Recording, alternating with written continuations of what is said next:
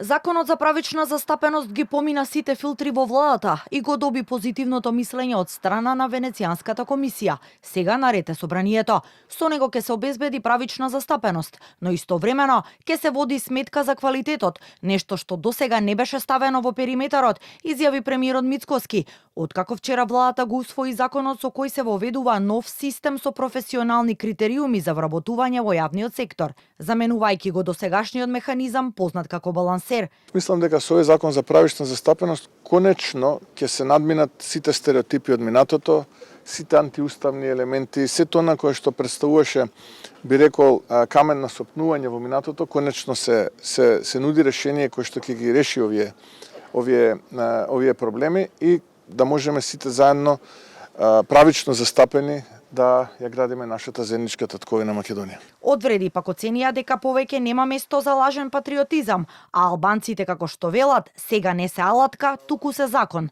Ова законско решение според нив е гаранција дека правото на албанците за соодветна застапеност повеќе нема да биде занемарено.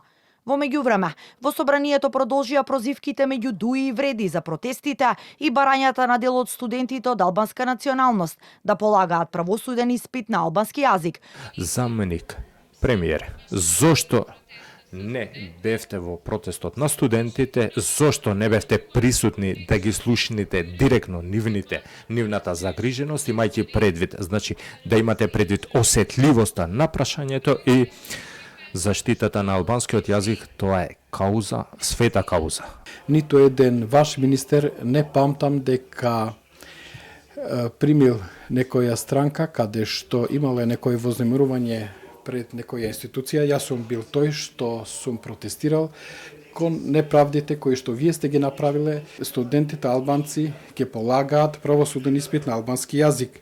По премиерот Мицкоски и подпредседателот на ДУИ Бујар Османи соопшти дека се обратил до представниците на меѓународната заедница во врска со протестите на студентите од албанска националност.